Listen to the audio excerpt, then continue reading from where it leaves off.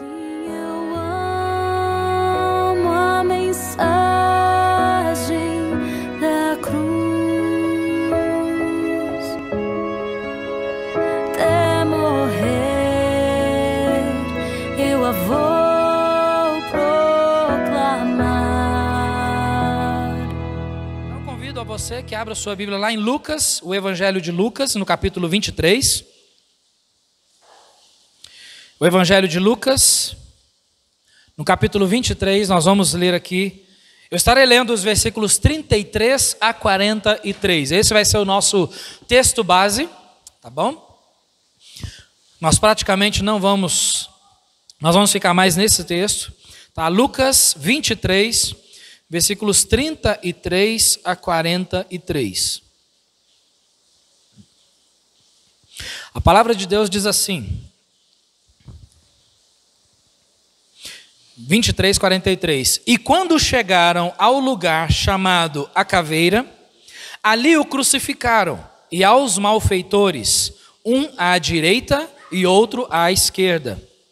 E dizia Jesus: Pai, perdoa-lhes, porque não sabem o que fazem. E repartindo as suas vestes, lançaram sortes.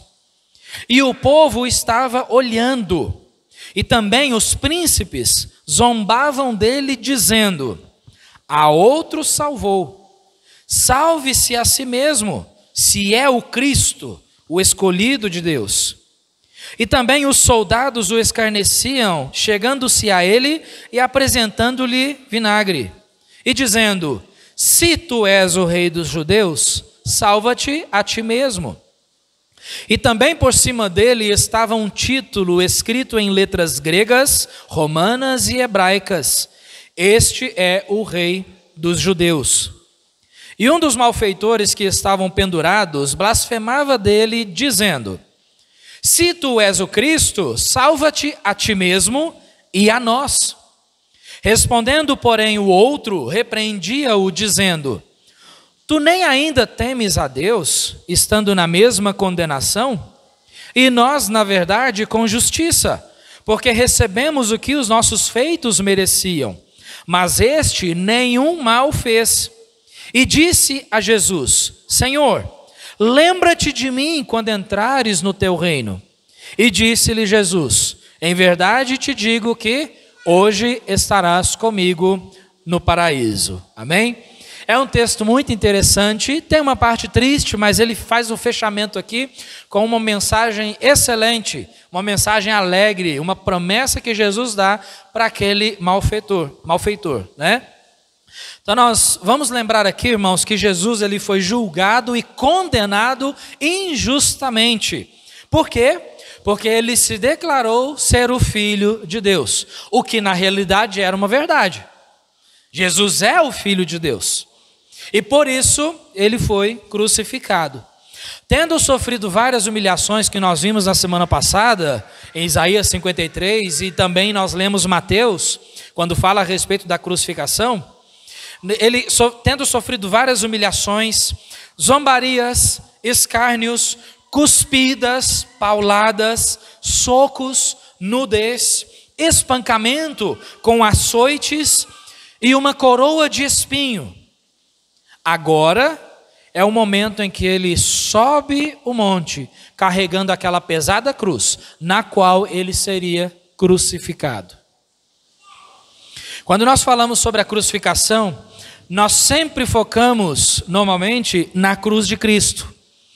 Por quê? Claro, lógico, uma das mensagens que nós vamos ver, inclusive isso vai ser no dia 31/10, nós vamos ver sobre a centralidade da cruz. Por quê? Porque a cruz de Cristo, ela é o assunto central. Cristo é o tema da pregação. Cristo é o tema da igreja. Jesus é o assunto central. Ele é quem deve reinar, ele é quem deve ser exaltado, é ele quem merece toda a honra e toda a glória. Então, por isso, nós sempre focamos na cruz de Cristo, porque é ela que nos traz salvação. Mas hoje a gente vai fazer algo diferente. nós não vamos focar só na cruz de Jesus, mas nas 3 cruzes, na de Cristo e nas cruzes onde os 2 malfeitores foram condenados também, né? Então, quando falamos a respeito da cruz de Cristo e também das 2 cruzes que estavam ali do seu lado, nós aprendemos algumas coisas que se tornam muito mais práticas para a nossa vida espiritual, quando nós consideramos as 3 cruzes em conjunto. Então, considerando as 3 cruzes, já que nós mencionamos que a cruz de Jesus é a cruz mais importante, porque é através dela que ele proporcionou salvação para nós, o povo de Deus. Então, falando a respeito da cruz de Cristo, nós vamos ver então essa primeira cruz, sendo a cruz de Cristo, o Salvador do mundo.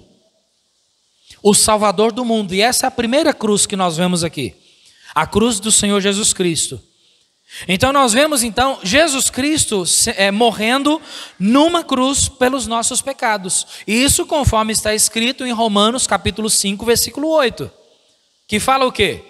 Que Deus prova o seu amor para conosco, em que Cristo morreu por nós, sendo nós ainda pecadores. Jesus morreu por nós, lá naquela cruz. Então, como nós vimos no domingo passado, e eu acho isso muito importante quando nós entendemos isso, que a cruz de Cristo, a crucificação de Jesus Cristo, já estava predita pelo Pai, já estava nos planos de Deus, desde antes da fundação do mundo. Já estava nos planos de Deus, antes da fundação do mundo. E conforme nós vimos também em Isaías 53, especificamente no versículo 10, ao Pai agradou moê-lo. Deus se agradou com aquele sacrifício de Cristo. Deus se agradou em sacrificar o seu Filho Jesus Cristo. E não só isso, mas o próprio Filho, Jesus, ele se agradou de entregar-se a si mesmo por nós. Por quê? Porque o próprio texto ali de Isaías 53 responde isso. Porque diz ali que ele veria o fruto do seu trabalho e ficaria satisfeito. Satisfeito. Por quê? Porque Cristo, através do fruto do seu trabalho, da crucificação, da sua ressurreição, Jesus, ele veria o resultado disso. E o resultado da crucificação de Cristo somos nós, o povo de Deus, salvo pela graça de Deus. Porque sem derramamento de sangue, não há remissão, como diz Hebreus.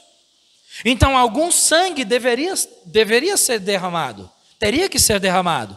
E Jesus Cristo derramou o seu sangue inocente no nosso lugar. Então esse é o resultado do sacrifício de Cristo. Esse é o resultado do sacrifício. Então em João 19:18 é explicado para nós que Jesus, ele não foi crucificado sozinho. Mas em João 19:18 diz que ele foi crucificado também juntamente com 2 malfeitores. Um à sua esquerda e outro à sua direita. Jesus estando no centro. Então, considerando que Jesus está no meio, como diz João 19:18, Jesus no meio, um malfeitor à sua esquerda e outro malfeitor à sua direita, considerando isso, nós podemos fazer uma aplicação muito importante, que Jesus é aquele que está no meio, se interpondo entre 2 partes, fazendo assim uma divisão. Então Jesus está no meio e ali do seu lado e do outro lado 2 malfeitores. Jesus no meio, dividindo esses 2 malfeitores. E nós vamos ver aqui no texto, explica que esses 2 malfeitores tiveram atitudes diferentes. Eles tiveram atitudes diferentes. E é justamente isso que Cristo faz, ele divide as pessoas. O mundo hoje está dividido. As pessoas são divididas e, por favor, entenda isso, porque isso é um assunto importante. As pessoas estão divididas em duas classes. E quando eu faço essa afirmação de divisão em duas classes, por favor, não pense que estamos nos referindo, como muitos pensam, né, na situação socioeconômica. O povo está dividido entre duas classes, ricos e pobres. Não, não é isso que eu estou dizendo. E nem no nosso quadro político, direita e esquerda. Não é isso que eu estou dizendo também. Na verdade, eu estou me referindo a uma coisa muito mais séria do que isso. Muito mais importante do que isso. A vinda de Cristo e a sua morte causou a divisão de todas as pessoas em duas partes. Toda a raça humana foi dividida entre salvos e não salvos. Os que pertencem a Cristo e os que não pertencem a Cristo. Os pecadores condenados e os pecadores perdoados. Então Cristo faz essa divisão.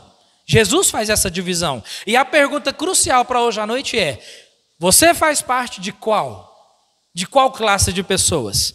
Daquele que tem Cristo, daquele que não tem Cristo? Daquele que foi perdoado ou daquele que ainda não foi perdoado?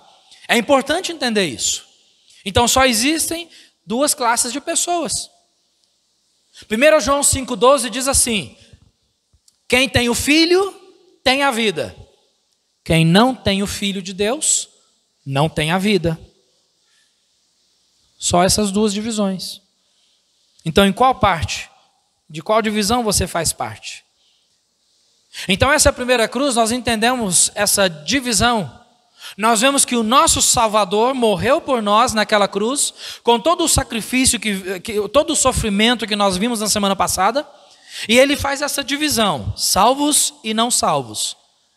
Agora nós vamos ver essa divisão de uma forma clara, porque quando nós partimos para a segunda cruz, nós vemos ali um pecador endurecido. Um pecador endurecido por causa do pecado. Você vê então que Jesus Cristo foi crucificado, e aí no versículo 39, um dos malfeitores que estavam do seu lado, não sabemos se é o da esquerda ou da direita, mas um deles, que estava pendurado, blasfemava dele, dizendo: se tu és o Cristo, salva-te a ti mesmo e a nós. Salva-te a ti mesmo e a nós, se tu és o Cristo. Então agora nós mudamos drasticamente de um extremo de uma cruz. Por quê? Porque numa cruz havia alguém santo, justo, inocente, morrendo pelos pecadores. Mas agora nessa segunda cruz nós temos o outro extremo. Nós temos um pecador necessitado da graça de Deus, mas um pecador arrogante, um pecador endurecido. Nós temos aqui um pecador condenado à morte, a escória da sociedade, alguém cujas obras eram más, por isso a Bíblia descreve ele como um malfeitor. O que é um malfeitor? É aquele que faz obras más. Então é alguém que, de acordo com a sociedade, não presta. É alguém que causa transtorno na sociedade. É alguém que rouba, é alguém que mata, é alguém que faz pessoas sofrerem. Esse homem está sendo condenado. E se ele está sendo condenado, é com justiça. Não é como o nosso Cristo, que estava sendo condenado injustamente. Não. Mas esse aqui é com justiça.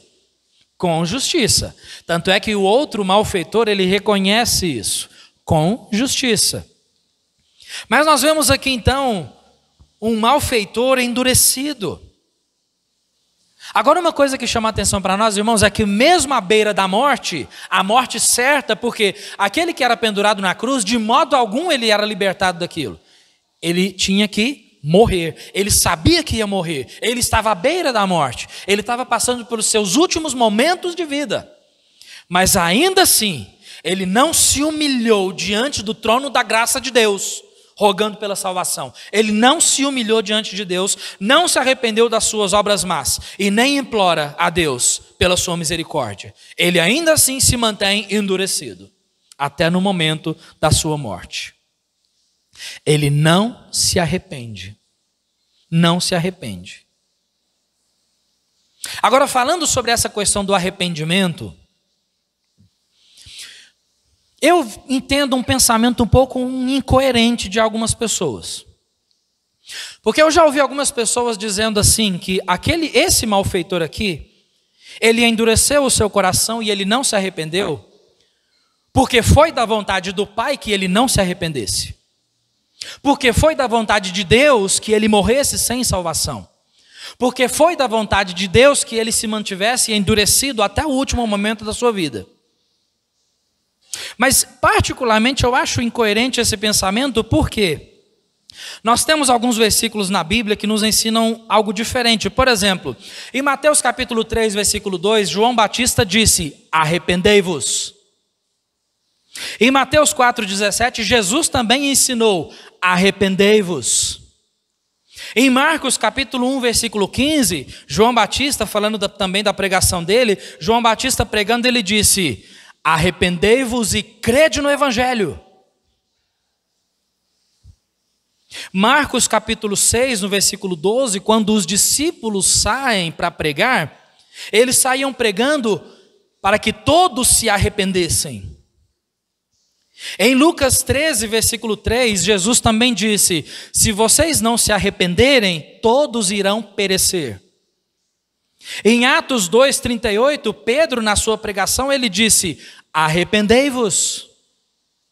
Em Atos 3:19, Pedro e João, pregando, também disseram: arrependei-vos e convertei-vos. Em Atos 17:30, o apóstolo Paulo disse: Deus anuncia agora a todos os homens e em todo lugar que se arrependam. 1 Timóteo 2,4 diz que é o desejo de Deus que todos venham ao conhecimento da verdade. 2 Pedro 3,9 diz que é o desejo de Deus que todos venham a arrepender-se. Então eu entendo uma incoerência muito grande para aqueles que acreditam que é Deus quem faz com que pessoas se arrependam e outros com que não se arrependam, como se a responsabilidade total do arrependimento dependesse somente de Deus. Olhando por esse lado, eu consigo enxergar claramente um Deus injusto, seletivo, que vai querer que o Marco Túlio se arrependa, mas o Miguel vá para o inferno. Então eu vejo um Deus muito seletivo. Então, particularmente, eu entendo o seguinte: mas tem alguns textos que contradizem isso. A Bíblia não se contradiz. O que existem são pessoas equivocadas no seu estudo da Bíblia. Pensamento particular meu.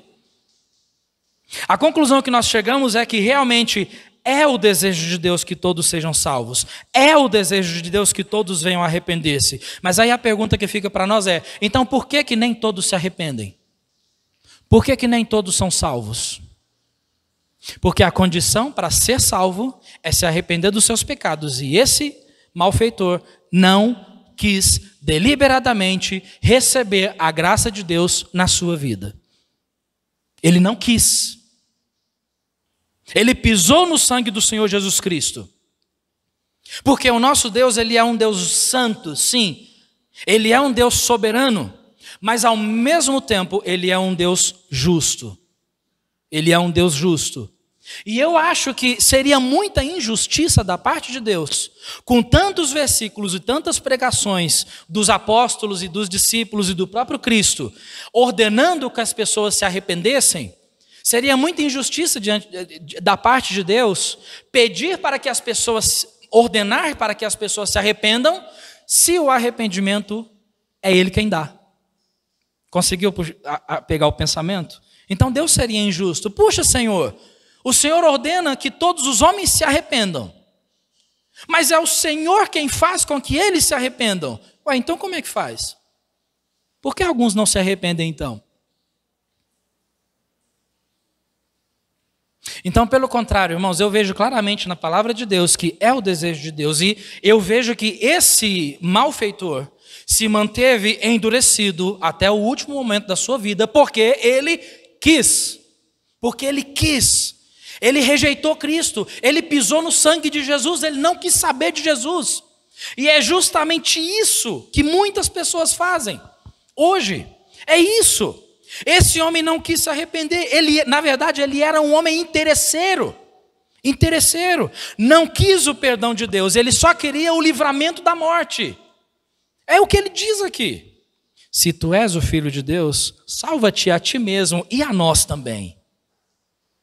Isso é arrogância. Isso é alguém querendo se safar dos seus pecados. Então ele se manteve endurecido. Ele teve uma oportunidade maravilhosa. Ele só queria os benefícios de permanecer vivo, mas para continuar vivendo uma vida sem Jesus. Ele tinha medo de morrer, mas não queria buscar aquele que é a verdadeira fonte de vida. Ele não quis.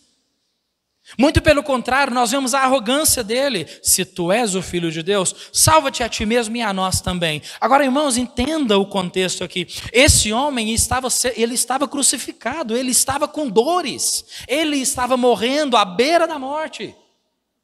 Esses são os últimos momentos da sua vida e ainda assim, com arrogância, ele diz: salva-te a ti mesmo e a nós também. E a nós também. Ele desperdiçou a oportunidade maravilhosa que ele tinha.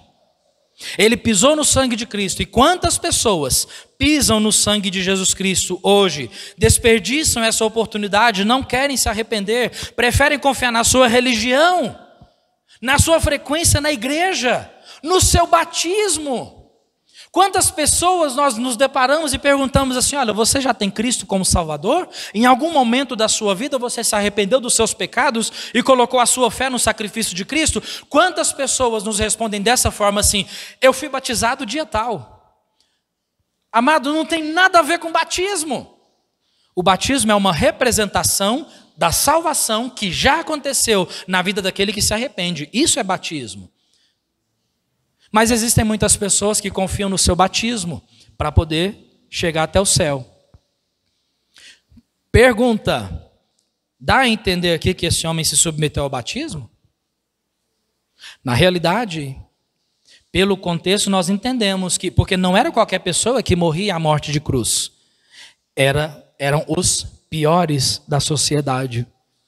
Então, com certeza, pelo contexto histórico da época, esse homem aqui era literalmente a escória da sociedade. Era um malfeitor, alguém que não presta, alguém que a sociedade queria morto por causa de tantos males que causou. Por isso ele estava sendo crucificado. Então, particularmente, eu não acredito que esse homem se submeteu ao batismo, porque não me parece ser um homem religioso.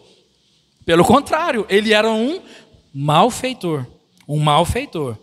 Mas há pessoas que confiam no seu batismo, nas suas obras, nas cestas básicas que eles oferecem para as pessoas que estão, para as pessoas que moram na rua, para as pessoas que estão sem comer.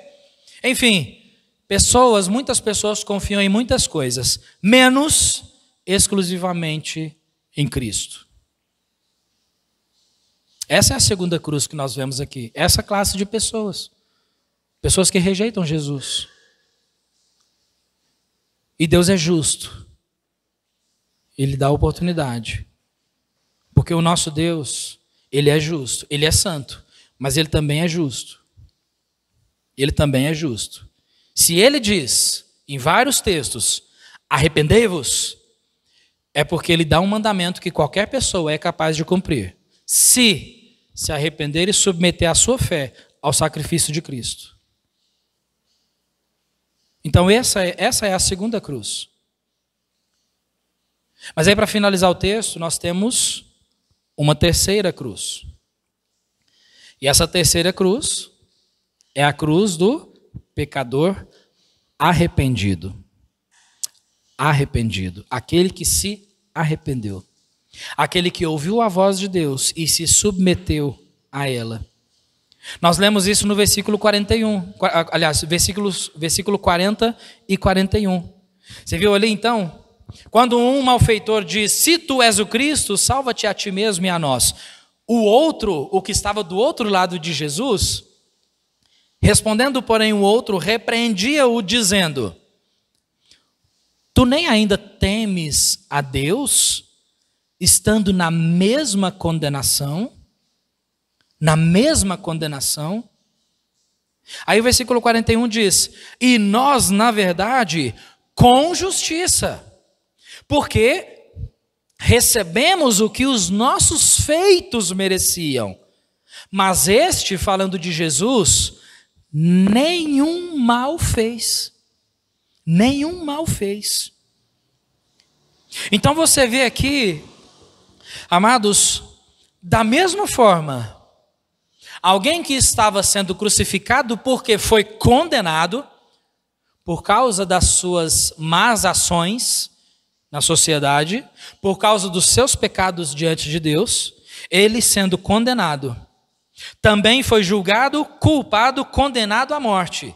Também era a escória da sociedade, como aquele outro também era alguém desprezível, odiado por todos, da mesma forma que o outro malfeitor. Mas qual que é o diferencial aqui? Apesar de tudo isso que os dois tinham em comum,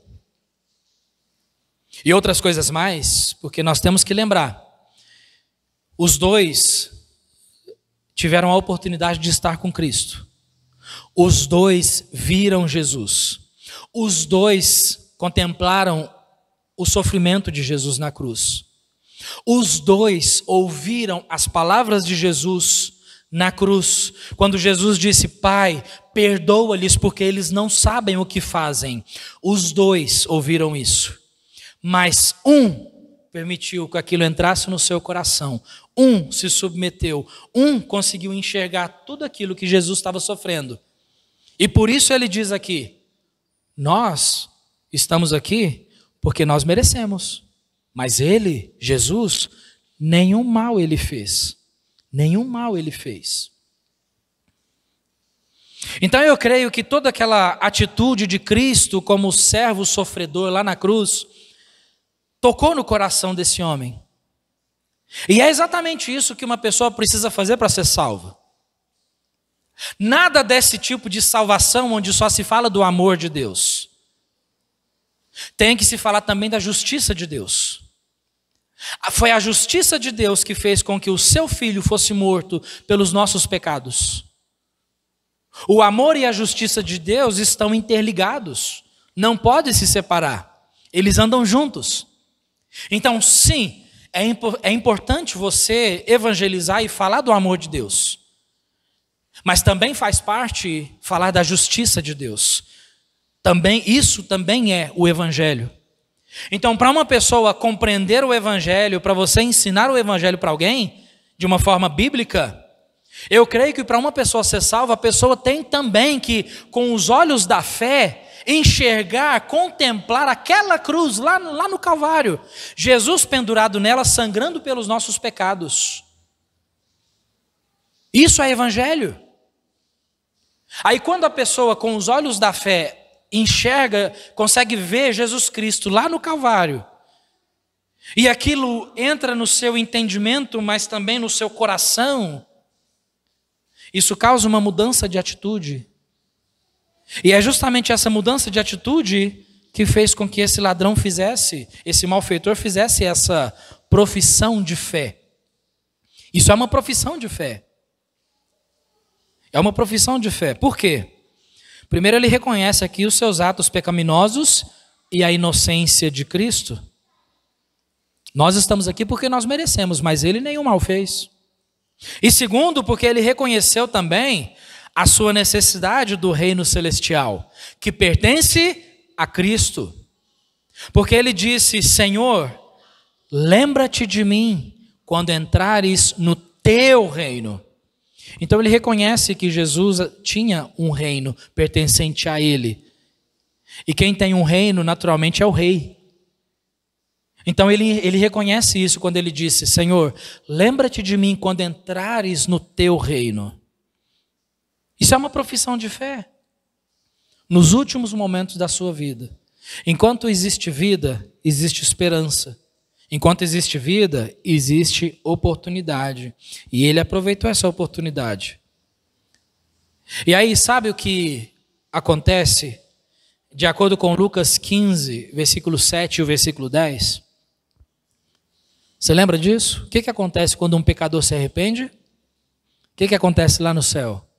Há uma festa, uma alegria no céu, quando um pecador se arrepende. Irmãos, nós vemos aqui um pecador arrependido. Alguém que reconheceu Jesus como inocente, mas como alguém que estava prestes a adentrar no seu reino. Então ele pede por misericórdia: Senhor, lembra-te de mim quando entrares no teu reino. Isso é uma profissão de fé. Então nesse momento aqui eu fico imaginando, então, acontece uma festa no céu, porque um pecador se arrependeu, se submeteu a Jesus. E como que a gente sabe disso? Por causa da resposta de Cristo. Quando ele olha para Jesus e diz: Senhor, lembra-te de mim quando entrares no teu reino. Jesus responde para ele, e eu creio que essa é uma das afirmações mais maravilhosas que existem na Bíblia. Disse-lhe Jesus: em verdade te digo que hoje estarás comigo no paraíso. Amém? Hoje estarás comigo no paraíso. Não amanhã, não daqui a tantos anos, não depois que você pagar pelos seus pecados, não depois que você for para o purgatório se purificar e depois pode entrar no paraíso. Não. Hoje estarás comigo no paraíso. Alguém que durante toda a sua vida viveu uma vida longe de Deus, fazendo obras más, sendo rejeitado e odiado pela sociedade, fazendo com que pessoas sofressem. Alguém que viveu toda a sua vida longe de Deus, nesse momento, ele se arrepende. E Jesus olha para ele e diz: hoje estarás comigo no paraíso. Isso nos mostra, irmãos, que no último momento de vida de uma pessoa ainda existe esperança. Ainda tem esperança. Portanto, olha, se você sabe de alguém que está doente, vai lá e prega o evangelho. Porque eu creio que algumas pessoas vão converter, vão ser salvas no leito da morte. Porque eu já visitei várias pessoas no leito de morte. E amados, a reação é diferente quando você chega e prega para alguém que você, aos olhos humanos, você olha e diz: puxa, não vai durar muito tempo nesse mundo. Senhor, tenha misericórdia. É diferente. Quando você vê o rosto da pessoa, o seu olhar, porque ele sabe que não tem lugar nenhum para olhar ou para correr, a não ser para Jesus. O que é muito melhor do que essas pessoas arrogantes, que acham que não precisa de Cristo. Salva-te a ti mesmo e a nós também, se tu és o Cristo. Não, isso é arrogância. Agora, quando a pessoa reconhece a sua miserabilidade, ele reconhece o quanto ele é pecador miserável, necessitado de Cristo, é nesse coração que Deus começa a trabalhar. Então, no leito de morte, ele faz uma profissão de fé e Jesus diz para ele: hoje estarás comigo no paraíso. E amados, a reflexão que fica para a gente finalizar hoje é a seguinte: nós temos a cruz do nosso Salvador, nós temos a cruz onde está pendurado aqui um pecador endurecido, e nós temos a cruz onde está ali também sendo crucificado um pecador arrependido. Qual tipo de pecador você é? Porque pecador todos nós somos e sempre seremos enquanto nós estivermos nesse mundo. Quando nós partirmos daqui e chegarmos na glória, aí sim, estaremos totalmente longe do pecado, sem a influência do pecado. Seremos como Cristo. Mas enquanto nós estamos aqui, todos nós fazemos parte de uma dessas duas classes de pessoas. Você está onde? Você é um pecador endurecido ou você é um pecador arrependido? Aquela pessoa que você ama, aquela pessoa que você tanto deseja, né, ver junto com você servindo a Jesus, que ainda não é salvo. O que que nós, você e eu, vamos fazer? Temos que pregar o evangelho. Prega o evangelho. Ah, mas ele não sei se ele vai converter. Isso não é tarefa sua. Não é tarefa sua. A salvação é individual. É individual. Mas todos nós somos divididos em uma dessas duas classes. Então nós aprendemos muito quando nós olhamos as 3 cruzes lá no monte. A cruz de Jesus, o pecador endurecido e o pecador arrependido. E graças a Deus, porque a salvação dele ainda está em vigor. Deus ainda continua salvando almas. Então prega o evangelho. Prega o evangelho. Essa mesma mensagem passa para os outros. Fala para os outros. Porque o mandamento na palavra de Deus é: arrependei-vos e crede no evangelho. É o que a Bíblia diz. E se você faz parte dessa classe de pessoas, o pecador arrependido, então que bênção. Jesus, ele olha para você e ele diz a mesma coisa. Talvez não hoje, mas ele diz: em verdade, te digo, estarás comigo no paraíso. Amém? É uma bendita esperança. Então, graças a Deus por esse texto aqui, nessas 3 cruzes. Não foi à toa que Deus deixou isso registrado. Ele mostra uma grande coisa para nós. Amém? Deus abençoe toda essa palavra. Você pode se colocar de pé para a gente poder fazer uma oração? Eu espero com todo o meu coração que cada pessoa aqui hoje à noite seja salvo. Espero que você seja salvo. Se não é, faz como aquele ladrão, como aquele malfeitor fez. Reconhece que Jesus é o único Salvador e que você é um pecador necessitado dele. E com certeza, Deus ouve a oração. Deus vai ver o seu coração e vai perdoar os seus pecados. E Jesus vai olhar para você e dizer: olha, você vai estar comigo no paraíso. Que seja daqui a 5, 10, 50 anos. Mas você vai estar lá. Amém? Vamos orar.